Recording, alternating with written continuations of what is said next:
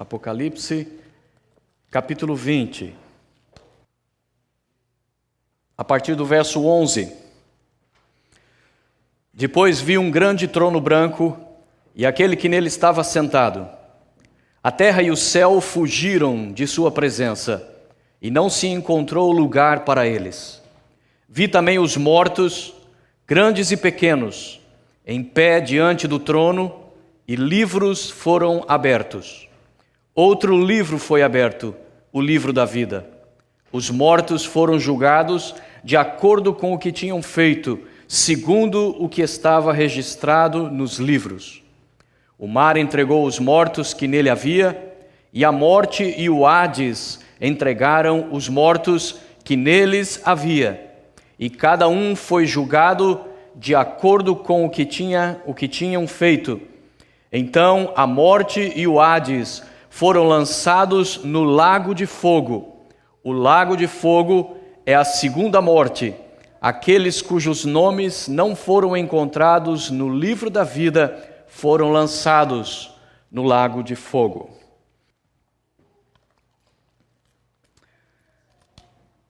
C.S. Lewis disse uma coisa que representa basicamente todo o pensamento cristão. Ele disse que não há nenhuma outra doutrina que eu removeria de bom grado do cristianismo do que isto, se eu tivesse o poder, se referindo ao inferno. Mas esta doutrina tem o pleno apoio das Escrituras e, sobretudo, das próprias palavras do nosso Senhor. E é exatamente por isso que nós precisamos tocar nesse assunto. É exatamente por isso que nós precisamos ensinar a respeito. A palavra de Deus nos diz que nós temos que pregar toda a doutrina e não apenas parte dela. E na verdade é impossível nós separarmos uma coisa da outra. Se nós falamos de céu, necessariamente nós temos que falar do inferno, porque estas coisas estão diretamente interligadas. Por isso, ainda que na verdade nenhum de nós deseje que quem quer que seja vá para o inferno, nós na verdade temos que pregar o que a Bíblia nos ensina a respeito disso. E procurar amenizar este quadro, procurar açucarar este assunto, na verdade demonstraria uma grande irresponsabilidade do pregador. Porque se o que a Bíblia ensina é a verdade a respeito do inferno, então isso significa que se nós nos iludirmos de que o inferno não existe ou de que haverá muitas chances de salvação, nós estaremos condenando pessoas a uma destruição eterna por omitir a nossa pregação. Assim, uma vez que a verdade não é definida pela aceitação popular, ou seja, a democracia não se aplica à verdade. A verdade não se decide por voto. Verdade não se define por opinião, muito menos por emoção, tampouco se define por praticidade.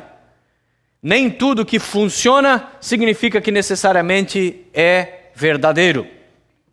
Por isso, nós temos que pregar a palavra de Deus como ela verdadeiramente nos ensina, e uma das coisas que a Bíblia trata amplamente é sobre a realidade da vida eterna daqueles que não aceitaram a Jesus como seu Salvador, não optaram por Deus nesta vida aqui na terra. Por isso, o seu destino eterno passa a ser selado, e eles então estarão separados definitivamente de Deus. O inferno, por mais que possa parecer algo cruel, ele é essencial à questão do próprio céu. Ele é essencial à existência de um Deus justo. Se não houvesse um inferno, Deus de fato não seria justo, como nós veremos na continuação.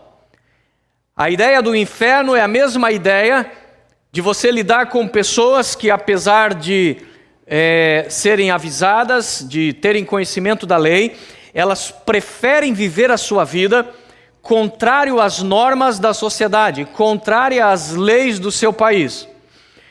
Por isso, toda a sociedade, não existe exceção nisso, toda a sociedade entende que aquele que, apesar de ser avisado, apesar de ter conhecimento, ainda assim insiste em desrespeitar a lei, ele então precisa ser afastado da sociedade. Por isso existem os presídios, por isso existem as penas legais que tratam do afastamento dessas pessoas do meio da sociedade.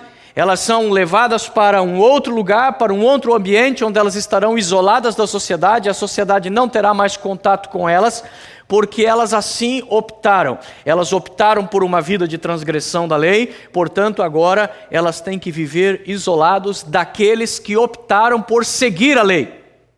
Se não houvessem presídios, se não houvesse o sistema carcerário, nós então automaticamente admitiríamos que viveríamos no caos, que nós viveríamos num país onde não existe lei, porque aquele que transgride a lei continuaria desfrutando dos benefícios da mesma sociedade que aquele que obedece à lei desfruta. Portanto, logicamente não seria justo. E é exatamente esse o conceito que está por trás da realidade do inferno.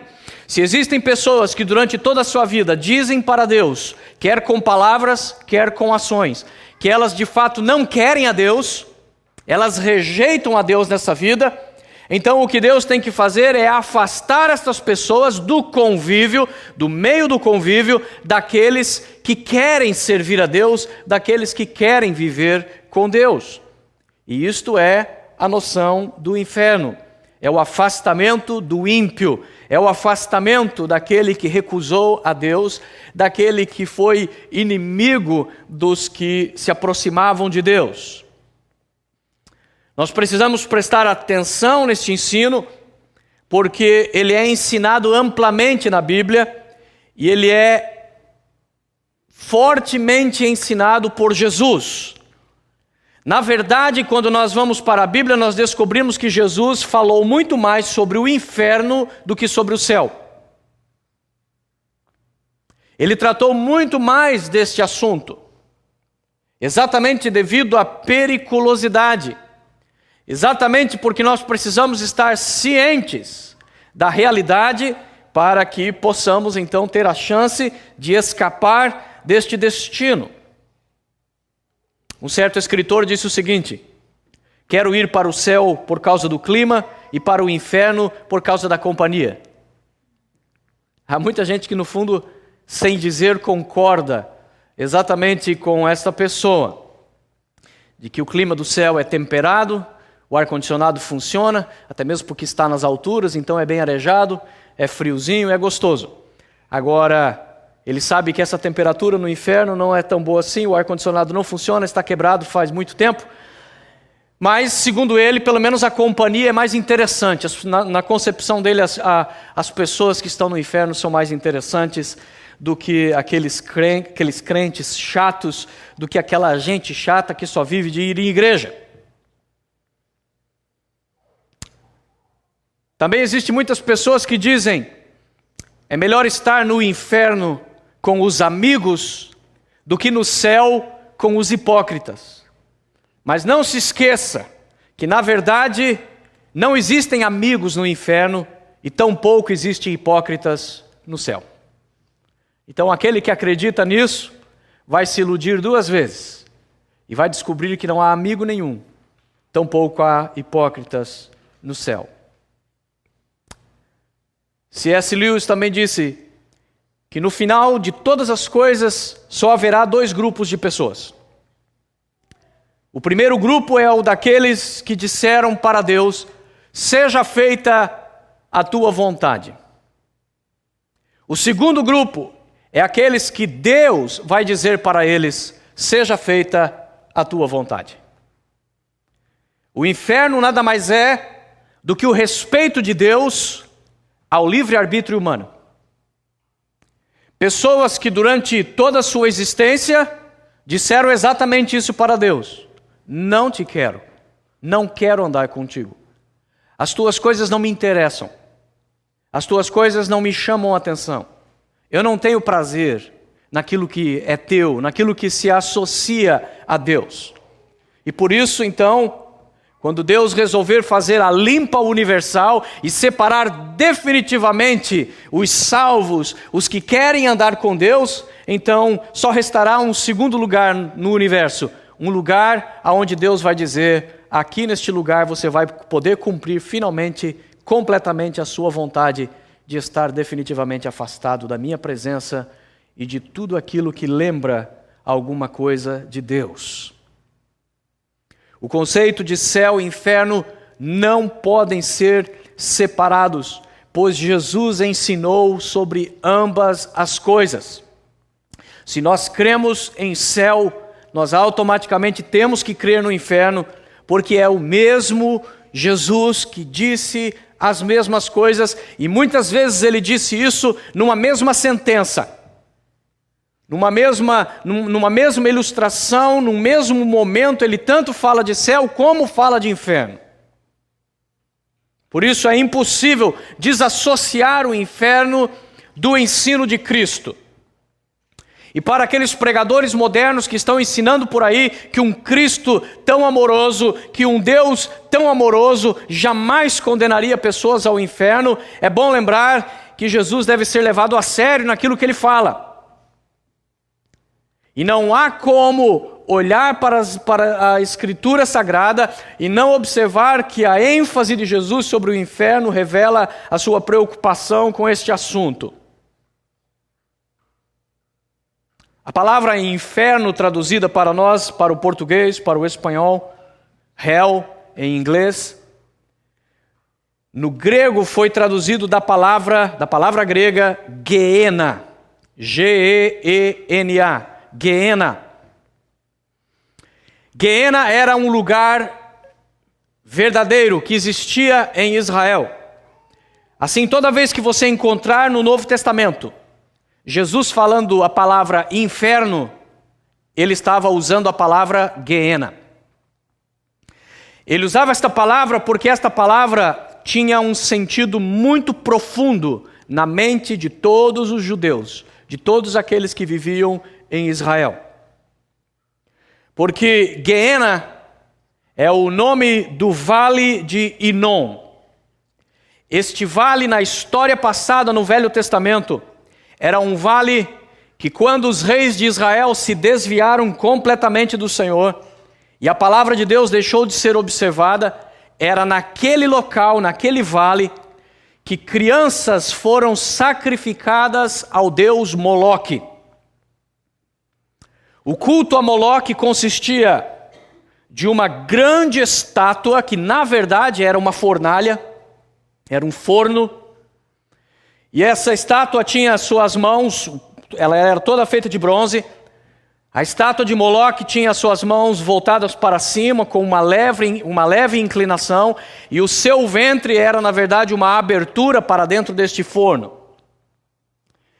E ali, então, dentro daquela estátua era colocado fogo, uma verdadeira fornalha, numa altíssima temperatura, e então, no ritual do culto a Moloque, os filhos de Israel passavam a trazer seus filhos pequenos, especialmente bebês, que eram colocados nas mãos do deus Moloque, que as mãos já estavam incandescentes, e por causa da inclinação que as mãos tinham, então o bebê rolava para dentro da estátua e ali morria queimada viva.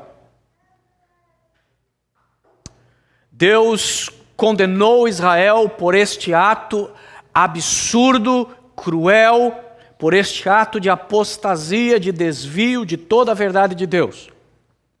Por isso aquele vale ficou mal falado, mal visto por Israel nos próximos séculos. Jeremias também chamou esse vale de o Vale da Matança, porque na profecia dele ele via que quando os babilônicos invadissem Israel, ali haveria grande matança e grande parte dos corpos seriam lançados naquele local, no Gehenna, no Vale de Inom. Quando chega no tempo de Jesus, nos dias de Jesus, nos dias do Novo Testamento, o vale de Guiena havia se transformado no lixão, se tornou no lixo da cidade de Jerusalém. Portanto, ali havia todo dia sendo lançados carcaças de animais, ali havia constante fogo, porque havia sempre focos de fogo, aonde as pessoas incendiavam o lixo, aonde cremavam aqueles animais para parar com o cheiro, de maneira que a cena do Guiena era exatamente isso: um vale que tinha um histórico lamentável, um vale aonde claramente era visto como um lugar maldito, e visualmente o que eles viam era um lugar para onde ia todo o lixo, tudo aquilo que não prestava, tudo aquilo que não servia, tudo aquilo que contaminava, tudo aquilo que cheirava mal. E então a visão que as pessoas tinham do Guiena era um lugar de destruição, de desolação e de constante fogo. Havia ali fogo eterno. Era esta mentalidade que havia já dos judeus, porque sempre havia focos de fogo no Guiena. De maneira que a palavra Guiena foi usada por Jesus para falar sobre o inferno, exatamente por causa do que esse símbolo invocava. Era para todo israelense, todo israelita, um símbolo de morte, corrupção e destruição. Por isso Jesus então passa a usar a palavra Guiena, mas para se referir a coisas espirituais. Ele passa a usar a palavra Guiena para se referir à realidade final dos homens que não querem buscar a Deus. Nós temos que levar a sério esta palavra usada por Jesus, porque das 11 vezes que a palavra Guiena aparece na Bíblia, 10 vieram da boca de Jesus. A única outra vez em que a palavra Guiena aparece é em Tiago, quando ele diz que a língua ela pode ser incendiada pelo fogo do Guiena, pelo fogo do inferno. Jesus, portanto, ao citar o Guiena, um lugar, claramente um lugar específico em Israel, como o estado final daqueles que não buscam a Deus, ele claramente está identificando o inferno da mesma maneira que o céu é identificado, como um lugar, não como um estado de espírito. Muitos dizem, eu já vivo o inferno nesta vida, a minha vida é um inferno. Pode até ser que você já experimente um pouco da realidade do inferno, mas o inferno ensinado na Bíblia é um lugar, não um estado de espírito, não um estado emocional, nem as circunstâncias que possamos passar na vida. O inferno é um lugar, de acordo com as Escrituras. De acordo com Jesus, Jesus é o que mais descreve detalhes sobre o inferno. Segundo Jesus, o inferno é como uma imensa fornalha de fogo. Um fogo eterno, segundo Jesus. Um fogo que nunca se apaga. E ali é um lugar de um processo interminável de corrupção. Jesus usa expressões que lembram o lixão de Jerusalém, porque ele diz que ali o fogo nunca se apaga e os vermes que comem as carcaças dos corpos mortos nunca morrem. Ou seja, é a ideia de que sempre está havendo podridão, sempre está havendo corrupção, sempre está havendo destruição. Este é o inferno. O inferno é a antítese do céu. É exatamente o oposto, o outro lado da moeda. Se o céu é um lugar onde nós iremos ter pleno conhecimento de Deus, o inferno é o lugar onde nenhum conhecimento de Deus haverá. Se o céu é um lugar onde nós vamos progredir, onde nós vamos nos desenvolver, onde nós vamos crescer, exatamente por causa do conhecimento que vamos ter de Deus, que não vai ter fim, isso significa que à medida que conhecemos a Deus, mesmo no céu, vamos continuar nos aperfeiçoando, vamos continuar descobrindo novas coisas. O inferno é o oposto disso. Ao invés de você progredir, ao invés de você crescer, você vai se tornar cada vez uma pessoa pior. É esta a ideia que está por detrás da noção de corrupção que Jesus ensina. A Bíblia descreve o inferno como trevas exteriores. Vários críticos da Bíblia afirmam que quando Jesus usou a palavra Guiena, Jesus estava usando apenas uma ilustração e que, portanto, o inferno não é real. Mas é exatamente o oposto, porque se Jesus está usando uma figura que existe para ilustrar uma realidade espiritual, então isso significa que ele está usando algo, falando de uma realidade ainda maior, uma realidade ainda mais terrível do que o Guiena que podia ser visto pelos judeus. Por isso a Bíblia descreve o inferno como trevas exteriores.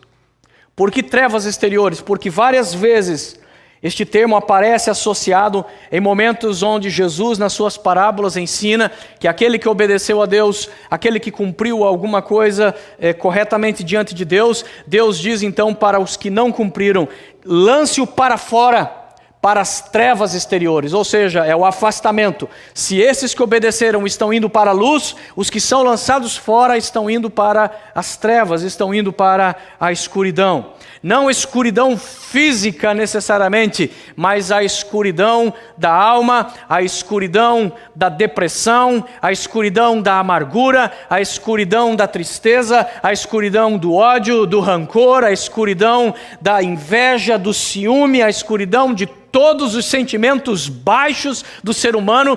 É isto que vai haver no inferno.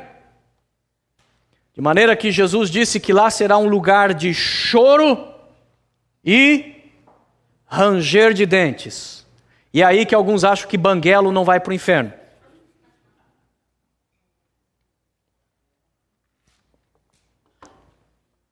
O choro representa o lamento, o choro representa o arrependimento de saber que não haverá mais chance, que apesar de ter sido avisado, apesar de ter tido a chance, a desperdiçou. Esse arrependimento não é o arrependimento legítimo, é na verdade muito mais o remorso. É como aquele criminoso que depois de muitas vezes, muitos crimes, finalmente ele é preso, e agora que ele está preso, sentenciado, agora evidentemente ele gostaria de não ter feito aquilo, mas aquele não é um arrependimento verdadeiro. Aquele é simplesmente o remorso por observar as consequências. O ranger de dentes explica a ira, o rancor, o ódio que haverá neste lugar. De acordo com Jesus, é melhor ir para o céu perdendo do que ir para o inferno ganhando. Curiosamente, é o mesmo texto que foi lido aqui pela Rânia no começo do culto. Exatamente é onde Jesus disse: olha, se o teu olho te faz pecar, arranca fora, porque é melhor você ir para o céu sem um olho do que para o inferno com os dois. Se o teu braço te faz pecar, corta fora. É melhor ir para o céu maneta do que ir para o inferno com os dois braços em boas condições. Em outras palavras, Jesus está ensinando: perca o que tiver que perder para não perder o céu. E com isso Jesus está ensinando que a noção de tentar preservar esta vida, tirar o maior proveito dela, desfrutar dos maiores prazeres e das maiores vantagens, vai conduzir exatamente para a perda de absolutamente tudo. No final estará no inferno todos aqueles que desfrutaram de todos os prazeres deste mundo. Lá vão estar as pessoas que tinham mais dinheiro. Lá estão as pessoas que nunca tiveram que se preocupar em se abster de álcool ou de drogas ou de qualquer substância. Lá estarão aqueles que nunca tiveram que se preocupar com pureza sexual. Antes, na verdade, se atiraram aos prazeres desta vida. Lá estarão aqueles que estiveram nas farras, nas festas e dirão: eu é que sei aproveitar a vida. E Jesus vai dizer: é verdade. É verdade. Só que você esqueceu o que eu disse antes. Porque eu disse antes que aquele que quiser ganhar esta vida estará perdendo. Mas aquele que quiser perder esta vida por causa de mim, este na verdade a estará ganhando. Com certeza, ser cristão nesta vida significa que nós temos que abrir mão de muita coisa que para as demais pessoas deste mundo são normal. Mas é desta maneira que nós vamos garantindo a nossa salvação. Jesus ensinou e disse que o caminho que conduz para o céu é estreito, apertadinho. Mas o caminho que conduz à perdição é amplo, é largo. É exatamente por isso que a sensação de liberdade existe. Eu quero ser livre, eu não quero restrição. Porque quem anda no caminho estreito, a ideia do caminho estreito é você imaginar aqueles Alpes ali na Bolívia, em outros lugares altos da América do Sul, e aqueles pequenos caminhos estreitos e que um passo em falso e você cai no abismo. Ele diz: assim é o caminho que vai para o céu. É um caminho que você tem que cuidar muito bem das coisas que você faz nessa vida. Agora, se você preferir uma vida ampla, uma vida folgada, uma vida tranquila, então anda no caminho largo. Saiba, porém, que o caminho estreito é o que conduz à vida eterna. O largo é o que conduz à perdição. O inferno é o lugar para os rebeldes, porque o inferno não foi feito para os homens. A Bíblia diz claramente da boca de Jesus que o inferno foi preparado para quem? Para o diabo e os seus anjos. Jesus disse isso claramente. Ele vai dizer: apartai-vos de mim, malditos, para o fogo eterno, preparado para o diabo e seus anjos. Não pelo diabo e seus anjos, mas para o diabo e seus anjos. Por que o inferno foi preparado para o diabo e os seus anjos? Porque antes que existisse homem no universo, houve uma rebelião no céu. O diabo era um anjo poderosíssimo, Lúcifer. E Lúcifer não se contentou com a sua posição, com a sua glória, e ele quis a posição de Deus. Ele lutou para que Deus não mandasse nele, mas para que ele pudesse ter autoridade e não submissão. Assim, Lúcifer desencadeou a primeira rebelião do universo.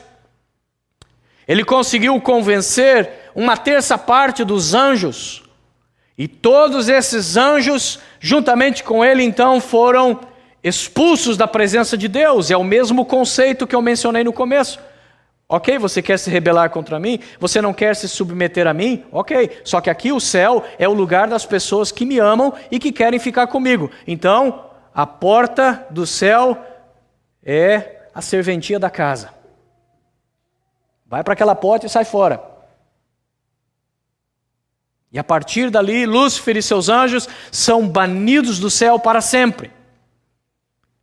Ao serem afastados de Deus, ocorre com Lúcifer e os seus anjos exatamente o que vai acontecer com qualquer ser humano no inferno. Observe que ele era chamado de anjo de luz, sinete da perfeição, o mais belo de todos os anjos. Cada um dos anjos que o seguiu eram anjos de Deus, poderosos, belíssimos, mas ao se afastarem da presença de Deus, eles vão se tornando no que eles são hoje. Os anjos se tornaram nos demônios, Lúcifer se transformou no diabo, em Satanás. Mas o inferno foi feito exatamente como lugar de punição para a rebelião de Satanás. O problema é que se outras pessoas imitam o mesmo caminho de Lúcifer, Então, automaticamente, eles herdam o mesmo destino de Lúcifer. E Judas escreve na sua epístola de 1 capítulo exatamente esta combinação, onde ele faz a ligação da rebelião de Lúcifer com a rebelião do homem. E ele diz, e assim como aqueles anjos não conseguiram manter a sua posição diante de Deus por causa da sua rebelião, assim também estes, os homens, serão lançados em trevas externas para estarem sempre afastados de Deus. Porque optaram pela mesma opção de Lúcifer, terão automaticamente que herdar o mesmo destino dele. Mas quando Deus criou o homem, Deus não criou o homem para o inferno. Quando Deus criou o ser humano, Ele criou o homem para a sua glória. Quando Deus criou o homem, Ele criou o homem para que o homem habitasse o céu, não para que o homem fosse condenado ao inferno. Mas o homem escolheu. O homem faz a sua opção diariamente. E por isso ele está escolhendo o lugar do seu destino eterno. O inferno é o lugar da absoluta ausência de Deus. Exatamente o oposto, o total oposto do céu. No céu nós teremos Deus completamente. A Bíblia diz, assim como o mar cobre a terra, assim o conhecimento de Deus encherá toda a terra. O conhecimento de Deus vai ser total. Paulo disse, hoje vemos as coisas de Deus como se estivéssemos olhando num espelho, lembrando que o espelho do tempo de Paulo era bronze polido, era todo deformado. Então ele diz, hoje enxergamos as coisas de Deus como num espelho, tudo deformado, mas quando Ele vier, o veremos como Ele é. O céu será um lugar de conhecimento absoluto, nada mais a esconder. Deus estará lá para sempre, e nós sempre teremos acesso a Ele. Não haverá mais nada sobre Deus que nós não possamos conhecer, mas o inferno é exatamente o oposto, é o lugar da absoluta ausência de Deus. Deixa eu dizer uma coisa, mesmo o pior pecador nesta terra, ele nunca experimentou a completa ausência de Deus. Ele se afastou de Deus, mas nunca conseguiu experimentar nesse universo, nesta vida, a completa ausência de Deus. Porque apesar da sua rebelião, apesar do seu afastamento, ele vai se deteriorando. À medida que o homem vai se afastando de Deus, ele vai perdendo a imagem de Deus da qual ele foi criado. Ele vai se tornando muito mais semelhante ao diabo, muito mais semelhante a Satanás. Ele vai se tornando como um animal, seus conceitos vão caindo. Assim como o filho pródigo, ao se afastar do pai, ao se afastar da sua herança, da sua dignidade, ele foi decaindo, e finalmente chega o dia em que ele percebe que ele está desejando comer a comida que os porcos comem. Assim é o homem que se afasta da presença de Deus. Mas nessa terra, por mais que alguém tenha chegado à maior profundeza espiritual, nenhum ser humano jamais conseguiu experimentar a completa ausência de Deus, porque Deus está sobre a terra falando, Deus está agindo, Deus está abençoando. A Bíblia diz que mesmo o sol e a chuva, eles são bênçãos de Deus, tanto para o que crê, como para aquele que não crê. Então mesmo o que não crê, continua recebendo bênçãos de Deus. Ele continua recebendo coisas da presença de Deus, ainda que ele renega estas coisas. Mas o inferno será a absoluta ausência de Deus para sempre. Onde Deus nunca mais se aproximará. E tampouco aquela pessoa poderá se aproximar de Deus. Nenhuma oração poderá ser feita, nenhum pedido de socorro, nenhuma esperança pela frente. Você consegue imaginar o que é isso? Aqui na terra, quando o ser humano chega ao ponto onde ele não consegue mais ver esperança nenhuma para o futuro, é o momento onde ele tenta o suicídio. Agora imagine no inferno, onde a morte já não mais existe. O que existe é a eternidade. Só resta o desespero que chega ao desejo do suicídio, mas não é possível o suicídio.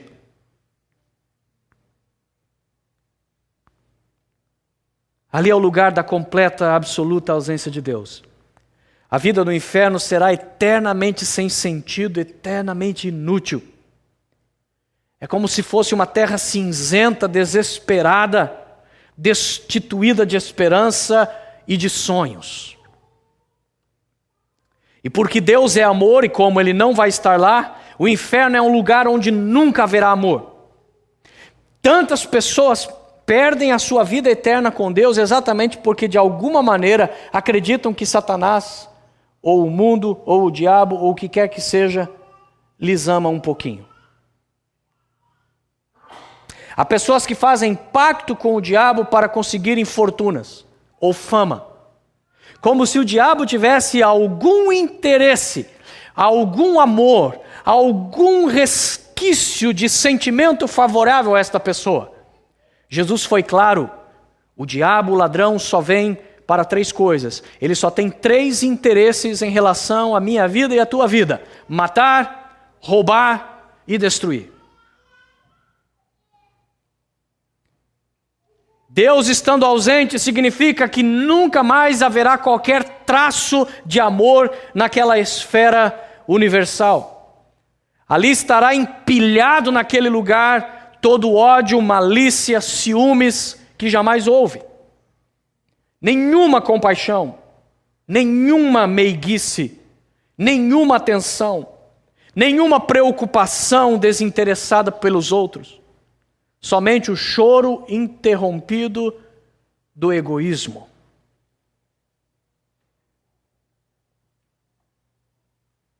E porque Deus também é luz, e como Deus vai estar absolutamente ausente do inferno, tudo o que restará lá são as trevas existenciais. Trevas da maldade, trevas da perversão, trevas da impiedade. O inferno será um lugar do qual toda bondade terá sido expurgada. E lá não haverá, como aqui tem havido, desobedientes e incrédulos. A luz refletida da bondade e justiça dos outros serão trevas totais. Trevas totais. Este fogo que Jesus menciona sobre o inferno será um fogo literal? Talvez não. Será que a gente vai queimar mesmo? Se pôr o dedinho lá no inferno a gente queima? É bem provável que as palavras de Jesus signifiquem um simbolismo do sofrimento no inferno e não a realidade. Por quê? Porque ainda que o ser humano vai para o inferno com seu corpo, porque não somente os salvos vão ressuscitar, mas também todo aquele que morreu sem Cristo igualmente irá ressuscitar, ou seja, ressuscitar significa que depois da morte ele vai recuperar o seu corpo em algum momento. E portanto, somente com o corpo é que ele será lançado no inferno, porque o ser humano não é completo se ele não estiver com o seu corpo. E o corpo pode sim sofrer as dores do fogo, mas a Bíblia diz que na verdade o inferno foi preparado para o diabo e os seus anjos, e o diabo e os seus anjos são espíritos. Então é evidente que fogo não pode queimar espírito. Então há uma grande possibilidade de que a linguagem ensinada na Bíblia sobre o fogo do inferno, na verdade, seja apenas um símbolo, até mesmo porque fogo na Bíblia sempre significou o juízo de Deus, a severidade da punição de Deus. Mas se o fogo não for real, e muita gente está dizendo, ufa, pelo menos isso, né? Pelo menos isso. Não, mas aí é que está. Seria melhor que fosse fogo. Por quê? Porque o simbolismo só é usado quando a linguagem não é suficiente para explicar uma coisa. Ou seja, a realidade de alguma coisa é extremamente maior do que o símbolo. O símbolo dos Estados Unidos é essa bandeira, mas os Estados Unidos não é um pedaço de pano. Ou seja, este pedaço de pano simboliza algo imensamente maior, que é a nação americana. Da mesma maneira, se o fogo do inferno é simbolismo, isso significa que seria melhor que fosse fogo literal. Porque ele fala de um sofrimento, ele traz para o leitor o mesmo horror de você imaginar de uma pessoa sofrer as queimaduras, de ser lançada viva numa fornalha. Jesus não usou essa figura para assustar pessoas, mas para tentar trazer ao máximo a realidade para que nós entendêssemos do que ele está falando.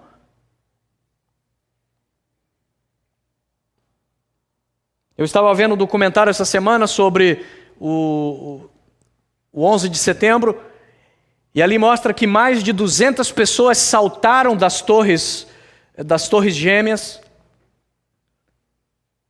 de altura de 100 e poucos andares. Mais de 200 pessoas se jogaram de lá quando houve aquele choque dos aviões. E a razão pela qual essas pessoas se jogaram não é que elas pensaram em suicídio, mas na verdade porque à medida que o calor daquele incêndio ia se intensificando, a reação automática daquelas pessoas era ir tentar se afastar, e então eles começaram a se pendurar nas janelas, e à medida então que o fogo foi se intensificando, mesmo sem pensar, essas pessoas se afastaram e aonde caíram, porque é essa reação que nós temos ao fogo. Uma das piores mortes que pode haver é uma pessoa morrer queimada viva. E é exatamente essa linguagem que a Bíblia usa para nos falar do horror da vida sem Deus na eternidade. Quando a Bíblia fala sobre inferno, esqueça a mitologia. Esqueça aquele diabo com um caldeirão todo feliz no inferno. O inferno não é a casa do diabo, não foi feita por ele não está lá e ele não quer ir para lá. É isto que a Bíblia ensina. O diabo, na verdade, não está ainda no inferno. O inferno ainda não foi inaugurado. Assim como o céu não foi inaugurado, está lá todo preparado com a faixa dizendo coming soon, em breve. O inferno, da mesma maneira, está lá esperando, aguardando.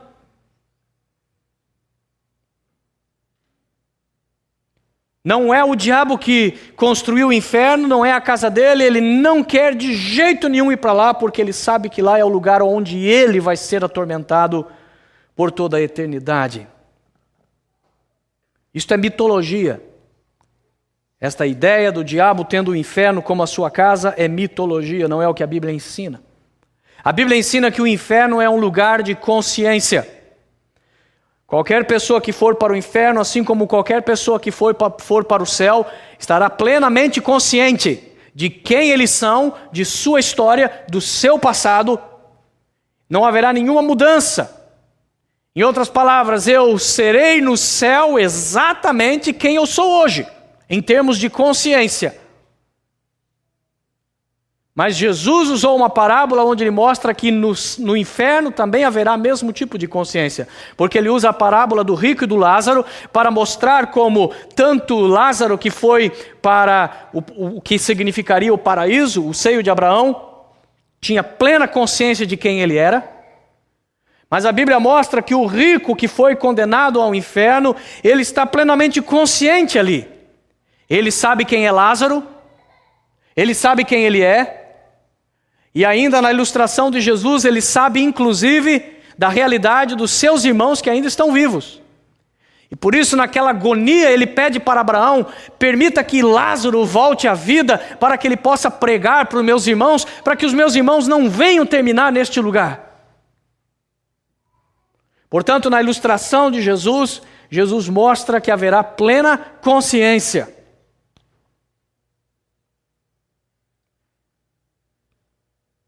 Quando eu digo que o inferno não foi inaugurado, não significa que aqueles que morreram sem Cristo estão na sepultura. A Bíblia ensina que existe um estágio que antecipa o céu, assim como existe um estágio que antecipa o inferno. Vamos chamar de sala de espera. A sala de espera do céu é chamada de paraíso. Não é o céu ainda, propriamente dito, mas já é como se fosse. É como se fosse o salão VIP, quando você vai viajar de primeira classe. Então você já vai para um lugar muito confortável, onde ali te tratam como um rei, porque você vai viajar de primeira classe. Agora a Bíblia também fala de um estágio que é para onde vão os mortos antes do inferno. Aqueles que morreram sem Deus, aqueles que morreram sem Cristo. E a Bíblia chama este lugar de Hades. No Velho Testamento era chamado de Seol. Seol é uma palavra hebraica, Hades é a mesma palavra em grego. O Seol e o Hades, de acordo com a Bíblia, é a habitação dos mortos. Todo aquele que morre, ele não fica na sepultura. O seu corpo está na sepultura. Sua alma está consciente, ou no paraíso, ou no Hades. E assim como o paraíso já é a sala VIP, que prepara para a grandiosidade do céu, o Hades já é a sala de horrores que prepara para o momento da tortura eterna. É ali que estão todos aqueles que morreram sem Deus. Quando vier o dia do julgamento final, todas as almas que estão no Hades ressuscitarão, retomarão os seus corpos. Não interessa se já se dissolveu há muitos milênios, não se interessa se já virou pó, não interessa se estava no fundo do mar. O Deus que criou é capaz de fazer a reconstituição.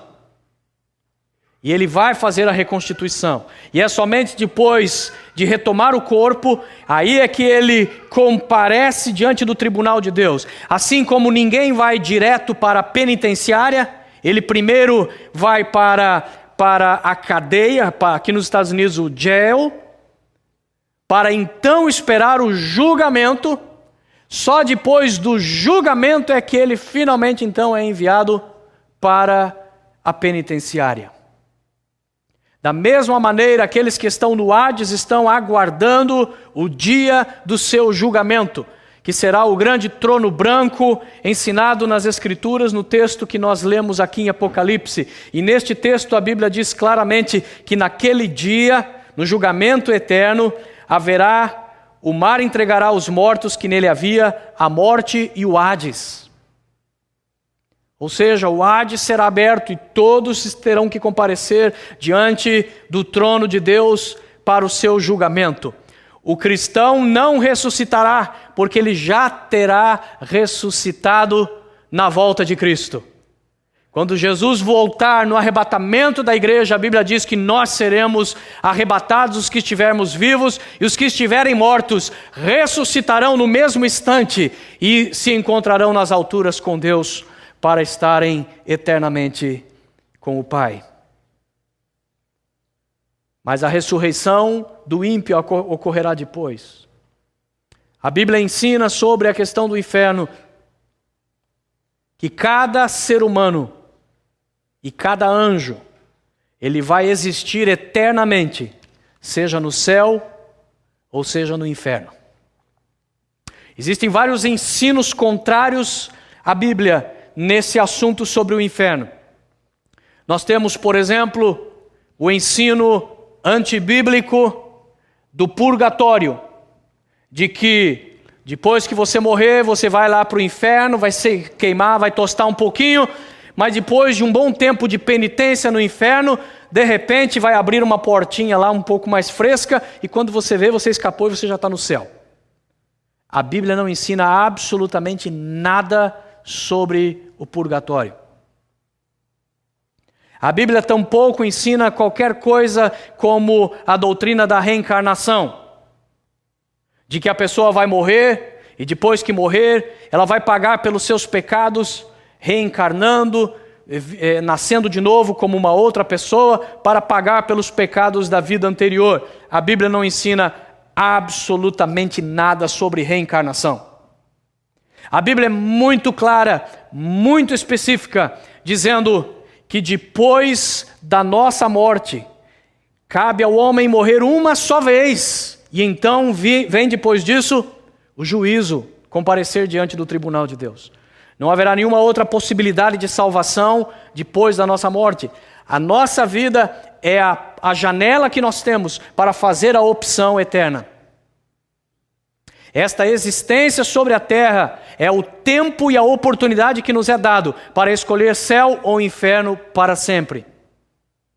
Tampouco a doutrina do aniquilismo, ensinada pelo adventismo do sétimo dia, que afirma que a alma que for para o inferno, na verdade, ela será extinta. Ora, se fosse assim, Jesus não precisaria usar toda aquela linguagem. Seria mais fácil Jesus dizer, serão destruídos, e acabou.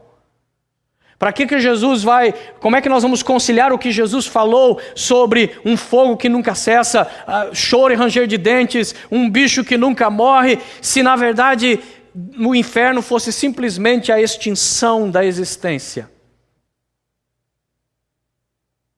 O destino eterno será determinado com base na fé em Cristo Jesus. Por quê? Porque a Bíblia diz que Ele é o único Salvador.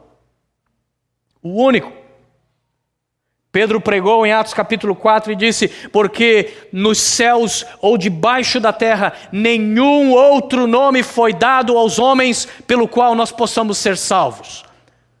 Somente Jesus é o mediador entre Deus e os homens para a salvação. Por Ele ser o único Salvador, é que Ele afirmou: eu sou a porta e ninguém vai ao Pai senão por mim.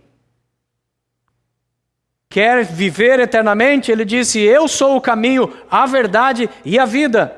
Não sou uma dessas verdades, nenhum desses caminhos. Eu sou o caminho, eu sou a verdade, eu sou a vida. Por isso a base com que o homem se relaciona em relação a Jesus nesta vida é o que irá determinar o seu destino eterno.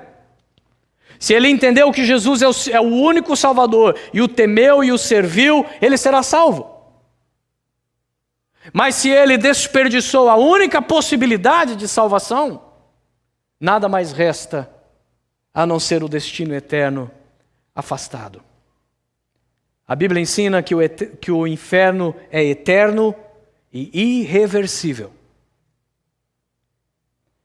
Apocalipse 14:11 diz que a fumaça do seu tormento irá subir para sempre e sempre, e não haverá descanso de dia e de noite. Não haverá alívio de dia e de noite. Apocalipse 20, versículo 14, diz que o Guiena ou o lago de fogo é considerada a segunda morte, porque de maneira alguma alguém pode dizer que aquilo é vida. Apocalipse 20, versículo 15, diz que se qualquer um não for encontrado o seu nome escrito no livro da vida, ele será lançado no lago de fogo. Por isso, quando a palavra de Deus usa a realidade do inferno e traz isso à tona nas suas páginas, não é para assustar ninguém e nem usar isso como um instrumento de opressão e de manipulação sobre as pessoas. Antes, trata-se da realidade de um Deus extremamente amoroso que não quer jamais que nós terminemos neste lugar. Paulo é claro quando ele diz: Deus não quer que ninguém pereça. Jesus foi claro quando ele disse que Deus amou o mundo de tal maneira que enviou o seu Filho para que todo aquele que nele crer não pereça. Deus não quer que ninguém pereça, mas Deus vai respeitar a vontade humana que durante a sua existência nesta terra rejeitou a Deus e procurou viver a sua vida da sua maneira, da sua forma, e esqueceu o que Deus tinha a dizer a respeito. Para aqueles pregadores que transformam a graça de Deus em libertinagem e usam a graça como desculpa para dizer que a graça ela vai resolver tudo, e dizem que na verdade nós vamos para o céu é por causa da graça de Jesus, por causa daquilo que Jesus fez. É claro, com certeza. Mas observe que o texto bíblico diz muito claro que no livro que vai ser aberto na vida, o livro da vida, ali diz: os mortos serão julgados de acordo com o que tinham feito. Ou seja, seremos julgados pelas nossas ações, sim. Ninguém vai para o céu se não for pela graça de Jesus. Mas não pense que, a despeito daquilo que possamos fazer em desobediência a Deus, significa que a graça irá cobertar o nosso erro. Por isso, o apelo das Escrituras Sagradas é que hoje, quando ouvirmos a voz do Espírito Santo, não endureçamos os nossos corações. E o apelo da Bíblia Sagrada, de um Pai amoroso para nós é: busque a Deus enquanto se pode achá-lo. Invocai-o enquanto Ele está perto. Porque haverá um dia onde Deus se afastará definitivamente.